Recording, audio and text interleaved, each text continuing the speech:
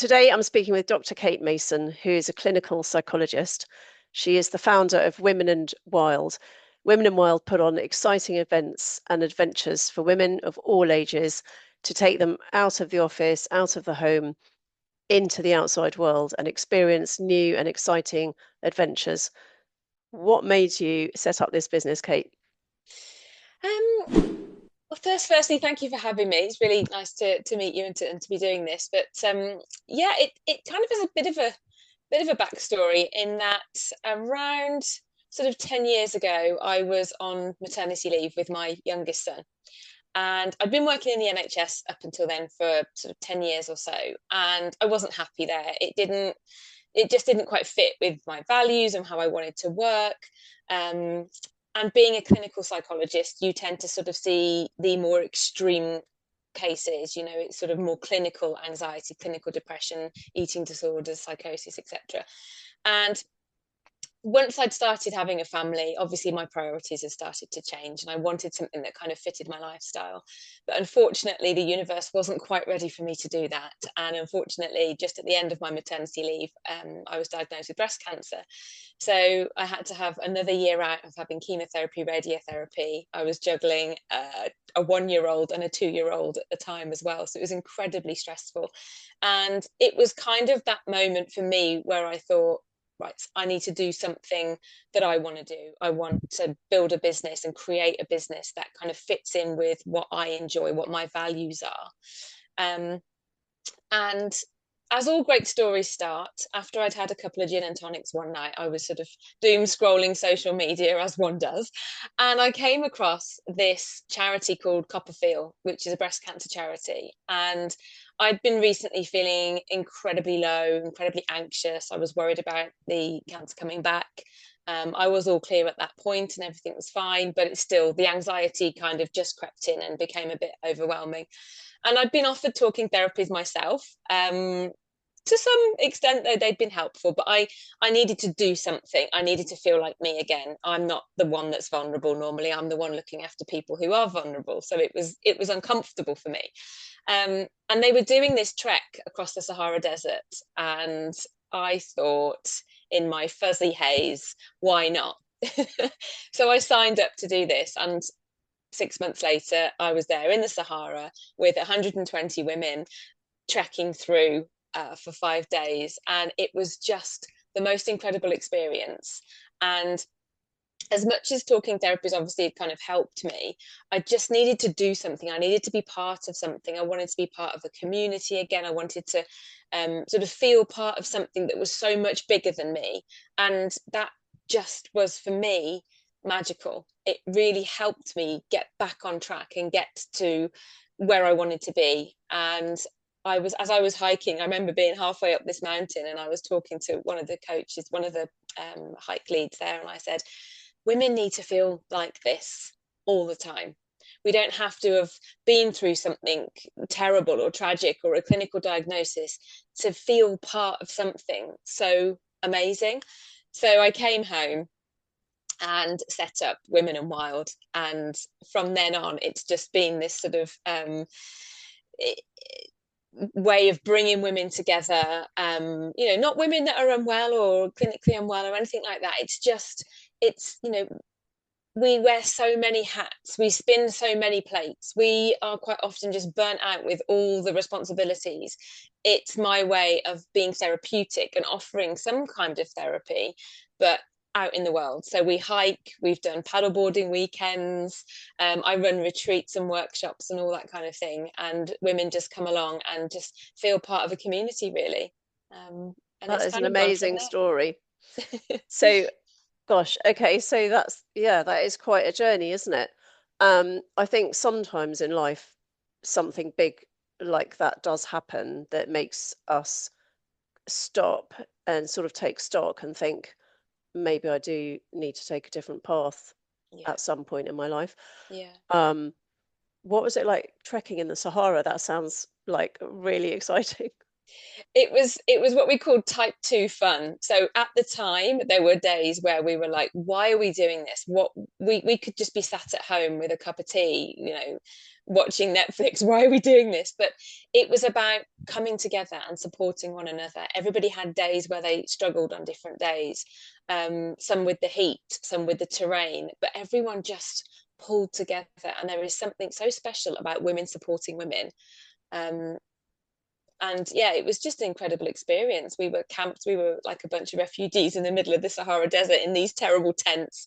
Um, but the atmosphere was just amazing. So even though the environment was very harsh, we all had the best time, and a lot of us have kept in touch, and we've done hikes similar. Last year I hiked Cuba, with a few of those people. And it's friendships for life, really, and that's what I'm trying to develop with Women in Wild, is sort of people that keep coming back to these events, and making new friendships. And I can see that happening now, and I think that's amazing. When we need support, we've got friends that are around us to help us do that. Yeah, that's so important. So you met a lot of women, obviously, on that initial hike, and that clearly was a turning point for you. When you came back, how did you go about setting up the business? Because obviously you're very experienced as a psychologist and were already at that point, but I'm guessing you hadn't run a business before because you mentioned Nope. you'd worked for the NHS. I mean, like many of us, when we set them up, it's all everything's new, isn't it? So how did you go about that process? Yeah, I mean, first and foremost, yeah, I don't consider myself to have a particularly strong business brain. I know what I can do. I know where my strengths are in terms of the therapeutic space, and I love organizing. So I remember coming back, and sort of once I'd initially thought of a name, and I'd sort of set up a bit of a social media presence, because I thought that was the cheapest and easiest way to advertise what I was doing. And I just booked. I remember I just booked. I just thought, just go, just do something. So I'd organised and booked the end-to-end Malvern. So it's walking the length of the Malvern Hills, and that was spectacularly attended. I had to put a limit on that. I didn't realise there were so many people that were kind of up for doing something like this. Um, so I still run my private practice alongside, so I still see people one to one, and that's kind of my bread and butter, and that keeps the kind of the money kind of rolling in, if you like. Um, Women in Wild is has been slower because I'm learning as I go. I'm learning what works, what doesn't work. I'm learning elements of social media, having business models. All of that is very new to me. So it is slower than I'd like it to be. I'd like to just go full pelt, and do lots of these. But obviously I have got a young family as well, so I can't be away every weekend doing hikes and retreats and things. So alongside my clinical work, now and again I will just put out a retreat or an afternoon workshop or something that's just, it's kind of giving me the confidence to get out there, but also I'm learning so much about how to operate and sustain a business, and also learning where the difficulties lie as well. Yeah, that in itself is such a sort of learning curve, isn't it? When you, Yeah. because I mean, most business owners that I speak with are experts in the thing that they, productize or services that they offer, but haven't necessarily run a business before. And it's marrying the two together is difficult. Um, and it's like a really steep learning curve. I think I found that as well. And I've been in sort of commercial roles for a long time, but you're still doing it on your own Yeah. is very Yeah. different than being a part of a business. Yeah, and I love working with people, and ultimately, so I can visualize where I want to be, but it's so far away at the moment. I know I can't just jump from A to Z. I have to go through B, C, D, E, etc. to get to that. Yeah, And I have all these ideas and all this enthusiasm. I know I work better with people. I enjoy bouncing ideas off people, and when somebody meets that idea with even more energy than me, I'm like, right, we're doing it. But when it's just me, I think quite often, and I don't think I'm on my own with this, being in networking groups and talking about this, is that when you're on your own, you can second guess yourself and you can talk yourself out of doing something. The demons come in and say, oh, you might not be good enough to do that, or this might not work, or what if no one signs up and no one books? And I'm really having to lean into some of that, because yeah, my value of being able to create this for women, um, inevitably is going to be pushed back at times, and Yeah, it's really hard. It is really hard. it is. Yeah. You just have to have that inner self-belief, don't you? Which doesn't necessarily come naturally to most people, I would say. I find that as well. And then you have to sort of talk to yourself and say, come on, we're going to do the next thing, or we're going to Yeah, send that email, even though you think it might not land well. If you don't send yeah, it at all, it's definitely not going to land well. yeah. So it's just pushing forward and trying to break down sort of barriers, isn't it? Absolutely. And just taking, like I say, one single step at a time, send that email, press go on that social media post. I put something out recently. I've just created a an evening group in Worcester, where I live, for women to come along and do some yin. So I'm trained in yin yoga as well. That's very good for sort of stress and burnout. It's called yin and tonic. And then the other half of it, the tonic part, is sort of psychological, sort of personal development type stuff. And I'd been sat on it for ages, and I just kept thinking, what if no one books? Oh, And in that the sounds end, great. Yeah. I just thought, just press send. Just fake it till you feel it, right? Just go for it. So I've done that, and it's filling up nicely, actually. And now I'm thinking, oh my God, I've got to do this. Yeah, that's the next hurdle. Yeah. That's brilliant. That sounds really fun. And I love the play on words there with gin and tonic, yin and tonic. Yeah, yeah. Well, it was gin that started off this whole thing, wasn't it? You know, the night before I'd applied to do this Sahara desert hike, I was like, yeah, yin and tonic's fitting. Brilliant. You've got a tagline that is, you're not broken, you're burned out. Um, and I think probably a lot of women do feel that way. So what's the difference between those two things? And is there a distinction, or is it sort of the same thing blurred together? Or how do you sort of get that balance when people come to speak with you? I think quite often when we take on so many different roles and responsibilities, you know, as a partner, as a mother, we're trying to set up and run businesses, or we might be employed by someone and we're trying to climb that career ladder, and various sort of transition points, you know, with children starting senior schools, still children leaving the nest and all of that. I think it can feel so overwhelming. And then the whole the whole concept around not you're not broken is that quite often we turn it inward and we blame ourselves. Why can't I cope with this when everybody else seems like they've got it all together? So you feel, it's more of a feeling, like you feel broken. And quite often a lot of my one-to-one clients are like, I don't know how to piece myself back together. Yeah, Now I do a lot of values work. Most of my clients, within the first few sessions, they're doing some values work, and values are around how, what kind of person do you want to be and how do you want to live your life, because I feel like that really helps move us from that feeling of being broken to, right, this is how I want to live my life and this is how I want to be, and these are the small steps I need to take to be able to do that. But we do burn ourselves out. You know, our capacity to be able to cope with some of this stuff sometimes does outweigh our resources. That doesn't mean we're broken. It just means we need to kind of, you know, I always have this sort of metaphor, if you like, of like, you know, when you have a pile of washing and it's just thrown into a basket and it's miles high and you're looking at it yeah, thinking, oh my God, how have I let it get so high and so unmanageable? And I describe my sort of therapy sessions with people as like, right, we're tipping the basket out. We're not going to make any of this go away because we can't avoid responsibilities and things that we've got to do in life. But we're going to unpack it and we're going to fold it back up and we're going to put it back in the basket neatly, because once it's piled up neatly, it halves in size, right? It just feels a bit more manageable. So that's those such a are the good kind of analogy. yeah. Well, I think we can all relate to the piles of ironing, can't we? We look at it Yeah, and think, I'll deal with it later, I'll deal with it later. And that's very much like how we deal with ourselves, you know, and that's how burnout kind of comes. You can get to a point of clinical burnout if you don't stop to unpack the washing sometimes and look at it and go, right, okay, I need to do something now.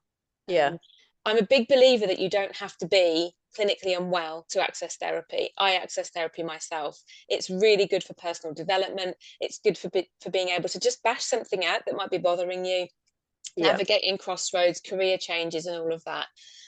So I want to be able to be accessible to anyone, male or female. I do work with men, even though it's with the Women and Wild side is obviously for women, but I do work with men as well, who are yes. navigating these everyday normal events, um, and just be able to sort of help them sort of move towards their goals and how they want to sort of live their lives, really. Yeah.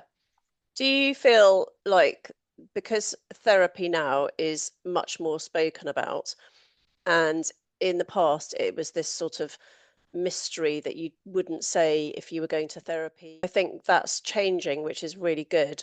Yeah. And now lots of people are much more open about it, and people are more likely to go and access therapy because it's more accepted, maybe. I think so. And I think with the rise of like life coaching and business coaching and things like that as well, I think that kind of helps to normalize things. Obviously, Yeah. therapy, like in my clinical capacity, would be for people who are struggling with severe mental health Yes. difficulties. But I do think now we are normalizing it a lot more. Hmm. And actually, I'd like to think that we're not all waiting until we get to clinical burnout or clinical anxiety or depression or stress before we're accessing help. And I think that's the difference as well. Historically, it was, lying on a couch with someone wearing elbow patches and saying, "Tell me about your childhood." But I think now the psychologists that are coming through the doctoral program, which is what we all sort of have to in order to be qualified, I think we are starting to think a little bit more outside the box. We're getting more creative. Not everybody wants to have that sort of one-to-one experience where it feels a bit confrontational or so I think we do need to move with the times. We need to get a little bit more savvy and a bit more creative. And that's why I Mm. take a lot of my therapeutic sort of elements outdoors. I run it in groups. Sometimes I will see someone one to one, but we'll go for a walk up the Malvern Hills or we'll walk around the river because people feel more comfortable Yeah. with that non sort of, face to face. It can feel a bit Yeah. intrusive at times. So I think, yeah, I think we are sort of moving a little bit more towards normalizing it now. And I'd like to think that people could access it and for it to be affordable as well in different Yes. ways. Yeah, that's important as well. Have you seen sort of patterns across different age groups with women, or do you see the kind of burnout starting from kind of motherhood or any age? Because I guess there's also a big change at menopause at 50, where you might have been in that really, really busy motherhood stage for quite a long time, and then all of a sudden that might stop. And then that's another massive change, isn't it? So do you see sort of patterns with ages of women coming to see you, or would you say it spans across the kind of decades? Yeah, I think it spans across. So I've got, my youngest clients are in their 20s and some of them have just come out of university and they're struggling to get a job and they're thinking Mm. about their careers and they seem now to be thinking about where they want to end up so much younger. Like when I was in my 20s and I came out, I knew I wanted to be a therapist. I knew I wanted to be a psychologist, but I wasn't thinking about so far down the line. And it's a bit more difficult to get jobs sometimes for some of these people now. They're Yeah. fresh out of uni, they've got all these kind of qualifications, and they can't. So in the 20s, it might be more about careers, and then we're moving into 30s, and it's more about navigating becoming a mum, the lack of sleep, the feeling sort of burnt out. Like, am I doing it right? And questioning that, and needing a break. And then it's funny because you get to sort of 40s and 50s where our children don't need us so much, and they're Yes. out and about exploring the world. And I get quite a lot of the empty nesters coming to me saying, I don't know who I am anymore. I've lost that sense of identity because my purpose was to bring up my children and look after them. And now they don't need me so much. And I don't know what to do with myself. Um, Yeah. Also, around that time, career changes and crossroads as well, I get quite a lot of. And then we're getting a lot around the perimenopause and menopause that we are now talking so much more about. Yes. So it's navigating that as well. But a lot of everything that I do across the scale, across the bandwidth of this is it comes down to how do you want to live your life and what kind of person do you want to be. So again, it's coming back to values, and values I just think are like our north star, right? With any difficulty that comes along, whatever life stage you're at, if you have a really good idea of what your values are, they will be what helps you navigate any difficult times, because we can't avoid difficult times, it's part of life, right? So but if we have a firm grip on how we want to navigate this, the kind of person that we want to be, I always say, imagine you're at your 80th birthday party, looking back on your life, and somebody gets up, someone you love gets up to make a speech about you. What do you want them to say about how you lived your life and the kind of person Mm. that you were? And that's a really Yeah. nice exercise to think about your values, and it really helps to pull those out. Yeah, that's a really good message. I guess it's quite grounding as well. If you can Mm, come back to my values are, I don't know, honesty, trustworthiness, whatever they may be for each person, and then you can bring yourself back to that each time. That does feel yeah, like quite a grounding thing to do, yeah, focusing you on that. absolutely, absolutely. Um, so, Kate, you've got lots of lovely testimonials on your website. And I've noticed some of the women say that they feel safe, but also challenged on your adventures that you Mm. put on. Um, how do you sort of provide that balance? Because they're sort of almost not opposites, but they're almost different things, aren't they? Different ends of the scale. So you want to feel safe, obviously, to open up and talk about these things, but then your adventures are challenging physically, but also mentally, aren't they? Yeah, yeah, absolutely. And I love this big concept of just gently nudging you out of your comfort zone. And again, it goes back to when I was doing the Sahara Desert and some of the other things I've done as well, where if I sat in my head for too long, I'd have convinced myself I wasn't able to do it, and I would have stayed in my safe zone. And the thing about staying in your area of safety is it's safe, great. But actually, is that life? You know, if you want a fulfilled, meaningful life, you need to sort of push the boundaries a little bit sometimes. So, whilst I offer that safe space, I do encourage people to try something that just puts them just outside their comfort zone, not terrifies and traumatized or anything like that. I once did, I've done it for a couple of years actually. I did a retreat where it involved fire walking and Oh, arrow breaking. So you'd hold an arrow head to your sort of throat here and you'd lean into it and it would break, it would snap, and glass well, walking. So that again, obviously, it was held together by someone very professional, yes. but it was about leaning into the discomfort, leaning into what sometimes scares you, but actually on the other side, man, that feels good because you're Mm, pushing yourself out of your comfort zone, you're expanding your resilience, but you're also expanding your world as well. It's very easy to just sit inside and just sort of but your world eventually becomes a little bit narrow and a little bit boring. So yes. actually, just to sort of nudge past that, just to your edges and just see what might be on the other side could be something amazing. Yeah, I think that's important. And we talk a lot about lifelong learning now as well for people and how you can change careers at later ages and things like that. Mm, And I think that's all also about resilience and pushing boundaries. And, as you did yourself, thinking, oh, well, I've had a career for 10 years doing this, but actually now I feel like I need to go in a new direction or try something different, and yeah. don't be afraid to just give it a go. And it is scary, doing that. I was really worried about what my colleagues might think, the ones that were still sat in their office in the NHS seeing clients the traditional way. I was worried that I would be judged or told, eye rolled and, oh God, what's she doing now? But especially if you do worry about what the people think, I think that is quite a challenge, isn't it? You worry Yeah. about your colleagues and what you're putting out Yeah, there. I think most people do feel the fear and do it anyway. Yeah, You are going to think those thoughts, and I think the majority of us do. But then you just have to say, well, I'm just going to try it anyway and see what happens. And if it yeah, works, great, it yeah. works. Fake it till you feel it, always. Yeah, that's it. Yeah. Um, so I noticed you've built quite a media profile. You've been in BBC and the Metro and various different press, which is fantastic for your business.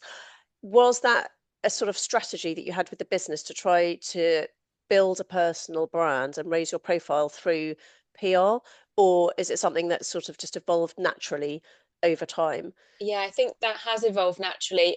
During lockdown, I developed quite a good relationship with our local BBC, Hereford and Worcester, and they would call me constantly to talk about mental health difficulties, loneliness, and all the different challenges that came with lockdown.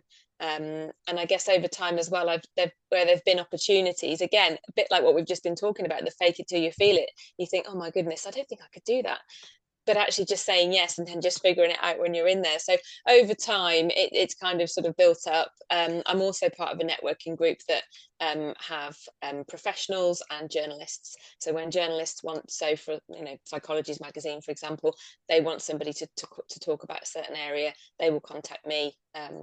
and we kind of help each other out on those things. Yeah. But again, I enjoy that. It pushes me out my comfort zone because I'm thinking, my goodness, people are reading this and they're going to take what I say as gospel.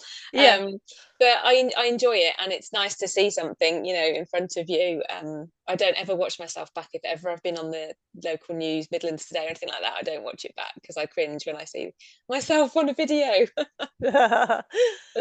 No, that's good. And it forms a like an overall part of your marketing strategy. I guess having that PR piece and the profile raising then must help with bookings and brand awareness.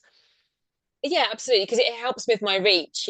I'm trying to support women locally so that they can come in person and take part in some of these retreats, but also further afield as well. And those kind of platforms do help get my profile viewed further afield, so I can offer online kind of things as well.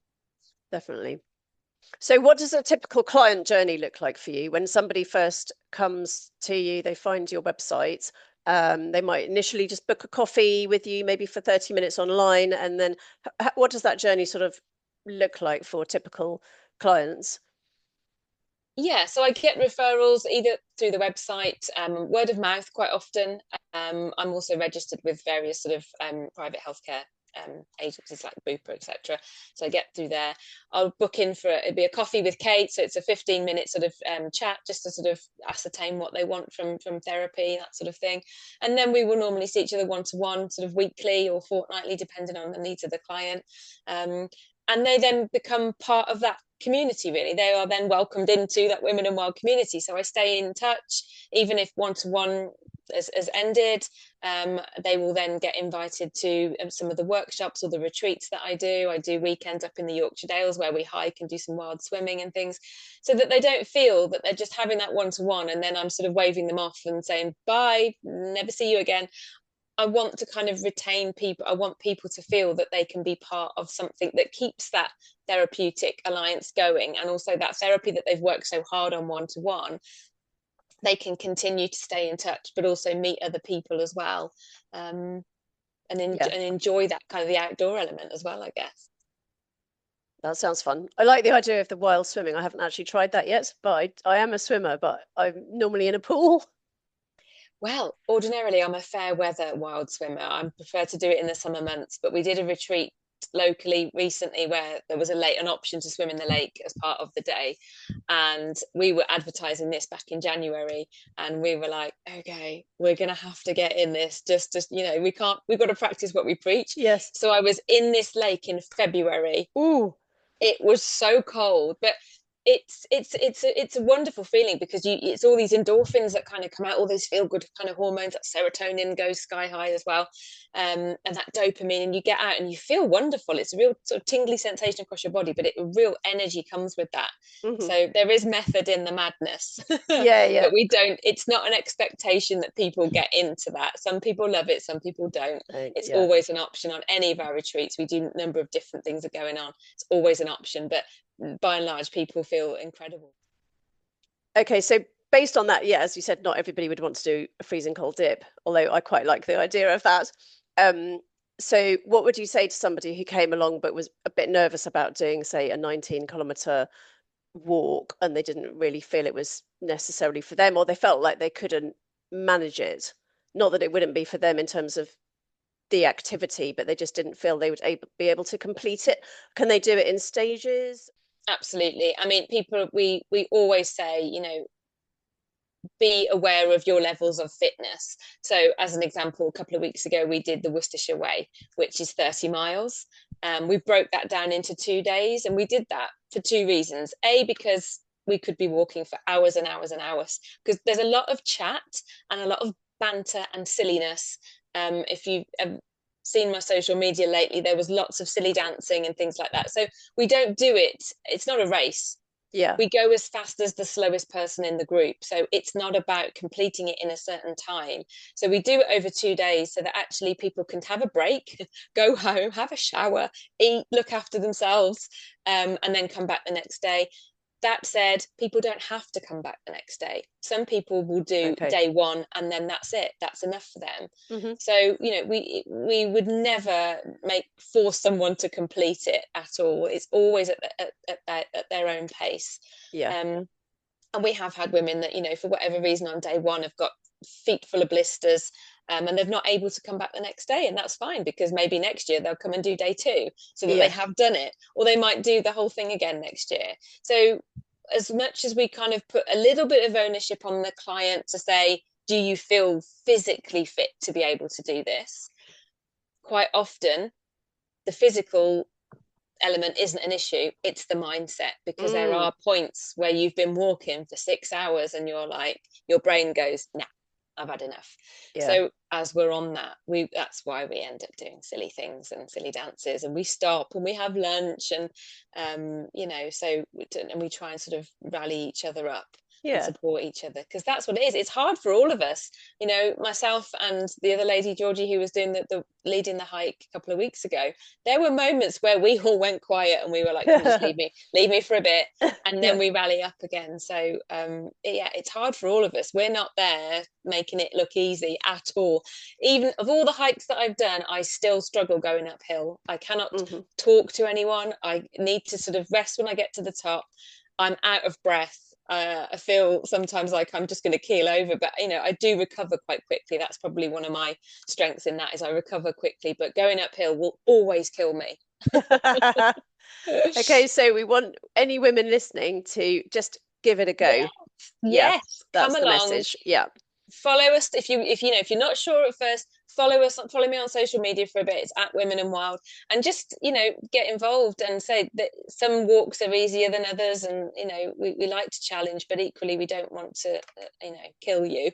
um, but if not, come and be part of the community. It's a Yeah. great bunch of women, and we get people that come back time after time, so it's nice to see familiar faces.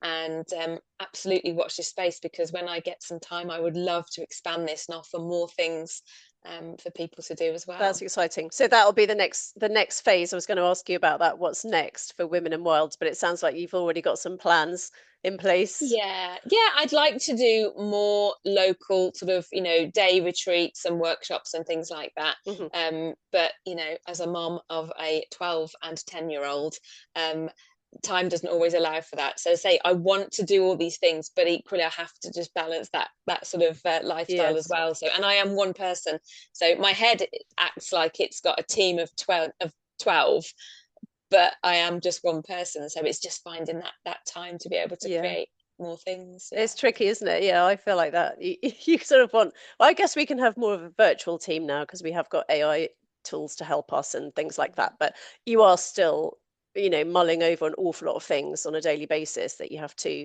do as a business owner.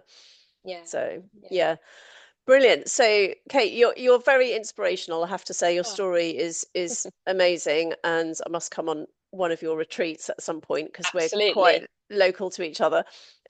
So, how can people contact you? So on social media, you can follow me at Women and Wild, or I've got a website, womenandwild.co.uk, and there's contact details on there to drop me an email or book in for a coffee with Kate. So Coffee sounds good.